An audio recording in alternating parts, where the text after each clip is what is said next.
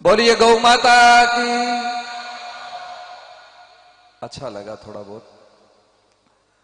देहम सदा परिभवग्नमविष्टदोहम तीर्थास्पदम से विरंचनोतम शरण्यम प्रत्यारति हम प्रणतपाल भवाब्धिपोतम वंदे महापुरुष ते चरणारविंदम। मंचस्थ विराजमान परम श्रद्धे शुद्धास्पृत प्रातेस्मरणीय सेनाचार्य स्वामी जी श्री अचलानंद गिरी जी महाराज, माधवदास जी महाराज, विराजमान मंचस्थ तमाम संत महापुरुषों को प्रणाम करता हूं। साथ ही भाई ओम जी डिगरना, जिनके माध्यम से आप हम सभी एकत्रित होकर के बहुत सारा कार्य कर रहे हैं, उसमें सर्वश्रेष्ठ कार्य जो कर रहे हैं आप सभी वो गौ सेवा का है। और इस बात को मैं शुरू करूं उससे पहले दो तीन बातें मुझे पूछनी है बस। बाकी मैं ज्यादा लंबा चौड़ा भाषणबाजी नहीं करूंगा आपसे, बस इतना ही मुझे पूछना है। सबसे पहले कि यहां पर हम बैठे हैं तो मेरी गलतफहमी तो नहीं है, ये मैं पहले क्लियर कर लूं कि हम लोग यहां जहां बैठे हैं जितने भी लोग सब हिंदू तो हैं। जो लोग हिंदू है एक बार हाथ खड़ा करें, मतलब करीब करीब सभी हिंदू हैं, ठीक बात है। उसके बाद एक बात और पूछनी है कि जो लोग गाय को मां के रूप में मानते हैं, वाकई वो लोग एक बार हाथ खड़ा करें कि हम गाय को मां मानते हैं। सभी लोग सहमत हैं, ऐसा देख रहा हूं। उसके बाद एक बात हमने सुनी है और आप लोग भी सुनते हैं कि गाय में 33 करोड़ देवता निवास करते हैं। यदि इस बात में भी भरोसा करते हैं तो एक बार फिर हाथ खड़ा कर दें, मतलब आप सब स्वीकारते हैं इस बात को। अब एक छोटा सा डाउट है, वो क्लियर कर लेते हैं। हमने ऐसा सुना है कि कोई आदमी किसी को मार देता है, यानी कि मर्डर कर देता है, उसको फांसी की सजा होती है। मानते हैं इस बात को भी? मानते हैं तो थोड़ा ये भी ठीक बात है। अब हमने ये अभी अभी कहा है कि गाय में 33 कोटि देवता है और हम सब मानते हैं एक व्यक्ति को मारने वाले को फांसी की सजा होती है। तो गाय में 33 कोटि देवता है, यदि गाय का कत्ल होता है तो उस व्यक्ति को फांसी की सजा होनी चाहिए कि नहीं होनी है? तो एक बार सभी हाथ खड़े करके जय घोष करें, बोलिए गौ माता की। आप लोग सभी सहमत हैं, ठीक है। अब एक क्लियर बात ये करनी, हमने ये भी सुना और आप भी सुनते हैं कि भारत में 130 करोड़ की आबादी है। ऐसा आप मानते हैं? सभी लोग मानते हैं ना? एक बार फिर से हाथ खड़ा कर दें ताकि आप लोग मेरे से जुड़े रहें। अब उसके बाद आपसे एक बात और पूछनी है, पूरे भारतवर्ष में गायें कितनी है? अब कहोगे कि हमें पता नहीं, मैं बता देता हूं। 130 करोड़ की आबादी वाले देश में 28 करोड़ 1,07,000 गायें हैं। अब विचार करो आप, जिस देश में 125 करोड़ की आबादी बताते हैं हम लोग, उसमें मात्र 28 करोड़ 1,07,000 गायें बसती है। और उसके बाद भी हमें इस प्रकार से भजन संध्याएं करनी पड़ती है और उसके बाद में भी गायें कत्ल खाने जाती है। यह दुर्भाग्यपूर्ण बात हो सकती है।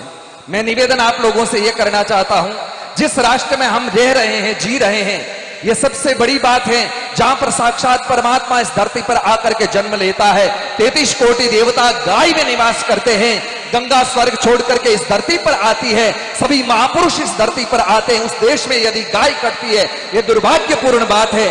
और आज पंडित जी की ढाणी से यह बात निवेदन करनी है, यह सामान्य जगह नहीं है, हरजी बाटी की भूमि मानी जाती है, या साधु संतों को जन्म देने वाली भूमि है। माधवदास जी महाराज, प्रेमदास जी महाराज जैसे साधु संत यहां हुए हैं। और ऐसी जगह से हम लोग ऐसा संकल्प करें कि हमारे देश भर में ओम जी डिगरना यदि चाहते हैं तो बहुत सारे कलाकार गाते हैं, अपना काम धंधा चलाते हैं, काम धंधा ये भी कर सकते हैं, कोई विकलांग नहीं है।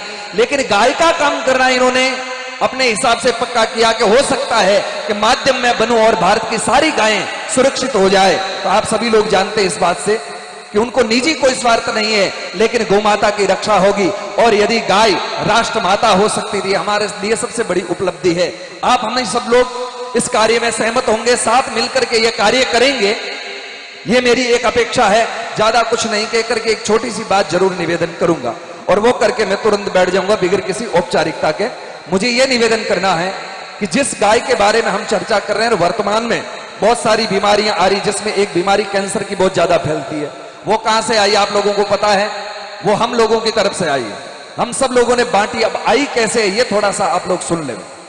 होता ऐसा है कि हम लोग प्लास्टिक की थैली में सब्जी खरीद करके लाते हैं और उसके बाद सब्जी तो काम में ले लेते हैं और उस सब्जी के पत्ते होते हैं वो हम लोग थैली में वापस डालते हैं, फिर घर में थोड़ा झाड़ू निकालते हैं। झाड़ू निकाल करके सारा कचरा लेते हैं, उसके साथ लोहे की कील भी चली जाती है, वापस थैली में डाल करके हम उस थैली को बांध करके घर के बाहर डाल देते हैं। अक्सर शहरों में ऐसा होता है, गांव में तो भगवान की कृपा है कि इतना कुछ नहीं होता है, पर शहरों में ऐसा होता है। तो हम लोगों को ये देखने की बात यह है कि वो गाय चारा के रूप में खा लेती पत्ते समझ करके, तो फिर गाय को उससे कैंसर होता है। आप कहोगे कैसे? तो आप जानते हैं कि जो तेजाब होता है, जिस बोतल में आता है, तेजाब कचरा जला सकता, कपड़ा जला सकता, शरीर जला सकता, लेकिन प्लास्टिक की बोतल नहीं जला सकता है। यह आप सबका अनुभव है, हम सबका अनुभव है।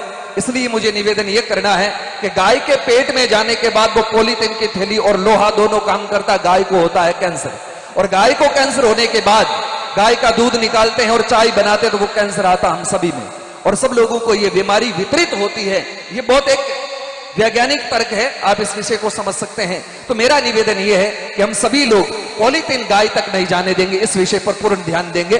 प्लास्टिक की थैली गाय तक न जाइए, आप लोगों की सेवा होगी। और ओम जी डिगरना ने जो कार्य किया है, कलाकार बहुत हो गए, साधु संत भी बहुत हैं, लेकिन मेरी नजर में इस व्यक्ति ने जो गाय के लिए किया है शायद ही कोई कर सकता है। इसलिए हृदय की गहराई से आपको बहुत बधाई देता हूं और भगवान से प्रार्थना करूं कि परमात्मा आपके हर कदम पर रक्षा करे, भगवान हर कदम पर आपके साथ रहे, ताकि आप सुरक्षित रहेंगे तो गाय सुरक्षित रहेगी, और गाय सुरक्षित रहेगी तो राष्ट्र सुरक्षित रहेगा। इसलिए ज्यादा कुछ नहीं कह करके इन्हीं शब्दों के साथ मैं अपने बोल को विराम दूंगा। एक बार पुनः जय घोष के साथ अपनी वाणी को विराम करूंगा। बोलिए भारत माता की, गौ माता की जय। जय श्री राम।